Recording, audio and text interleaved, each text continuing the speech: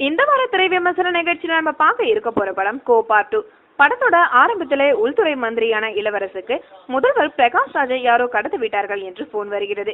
உடனே பரபரப்பாகும் அவர் போலீஸ் அதிகாரிகளை அழைத்து முதல்வரை மீட்க உத்தரவிடுகிறார். ஜான் விஜய் தலைமையில முதல்வரை மீட்க போலீஸ் குழு புறப்படுகிறது. முதல்வரை கடத்திய சம்பவம் மீடியா மூலமாக பொதுமக்களுக்கு தெரிய வந்ததும் நகரத்துல பெரும் கலவரம் வெடிக்கிறது. பத்திரிகையாளரான பாபி சிம்ஹாவோட பிரகாஷ் ராஜை துப்பாக்கி முனையில கடத்தி வைத்திருக்கிறார். ஆனா அவர் தான் கடத்தி வைக்கிறார் என்பது போலீசாருக்கு தெரியவில்லை. அவர் எதற்காக பிரகாஷ் ராஜை கடத்தி வைத்திருக்கிறார், பாபி சிம்ஹாவோட பின்புலம் என்பதை கோப்பாடுப்போம். பாபி சிம்ஹாவோட பின்புலம் என்பதை கோ பார்ட் 2 படத்தோட மீதி கதை. பாபி சிம்ஹா தனது வழக்கமான படங்களைப் போலவே இந்த படத்திலும் நடித்திருக்கிறார்.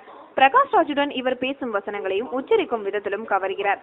நாகியுடன் டூயட் பாடும் காட்சிகளை எல்லாம் பெரிதாக இவருக்கு ரொமான்ஸ் வரவில்லை. நாயகி நிக்கி கல்ரானிக்கு படத்துல பெரிய அளவுல வாய்ப்பு இல்லாவிட்டாலும் கொடுத்த கதாபாத்திரத்தை செவ்வன செய்திருக்கிறார்.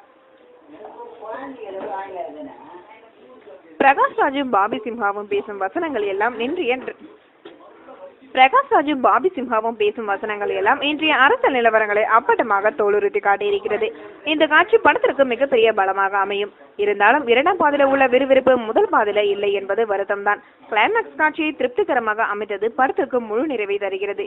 லியோன் ஜேம்ஸ் இசையில பாடல்கள் பரவாயில்லை, ரகம்தான். பின்னணி இசை படத்திற்கு பலம் சேர்த்திருக்கிறது. பிலிம் ஆர் சுந்தரோட ஒளிப்பதிவும் படத்திற்கு கூடுதல் பலம் சேர்த்திருக்கிறது. மொத்தத்துல கோ பார்ட் 2 கோட்டையை பிடிக்கும். பாபி சிம்ஹாவோட பின்புலம் என்பதை கோ பார்ட் 2 படத்தோட மீதி கதை. பாபி சிம்ஹா தனது வழக்கமான படங்களைப் போலவே இந்த படத்திலும் நடித்திருக்கிறார். பிரகாஷ் ராஜுடன் இவர் பேசும் வசனங்களையும் உச்சரிக்கும் விதத்திலும் கவர்கிறார். நாகியுடன் டூயட் பாடும் காட்சிகளை எல்லாம் பெரிதாக இவருக்கு ரொமான்ஸ் வரவில்லை.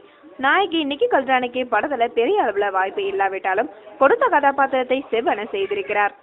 பிரகாஷ் ராஜும் பாபி சிம்ஹாவும் பேசும் வசனங்கள் எல்லாம் இன்றைய அரசியல் நிலவரங்களை அப்பட்டமாக தோலுறுத்தி காட்டியிருக்கிறது. இந்த காட்சி படத்திற்கு மிகப்பெரிய பலமாக அமையும்.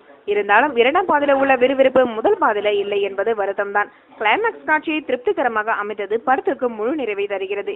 லியோன் ஜேம்ஸ் இசையில பாடல்கள் பரவாயில்லை, ரகம்தான். பின்னணி இசை படத்திற்கு பலம் சேர்த்திருக்கிறது. பிலிம் ஆர் சுந்தரோட ஒளிப்பதிவும் படத்திற்கு கூடுதல் பலம் சேர்த்திருக்கிறது. மொத்தத்துல கோ பார்ட் 2 கோட்டையை பிடிக்கும். மேலும் சினிமா செய்திகளை தொடர்பு கொள்ள லைக் மற்றும் சப்ஸ்கிரைப் செய்யவும்.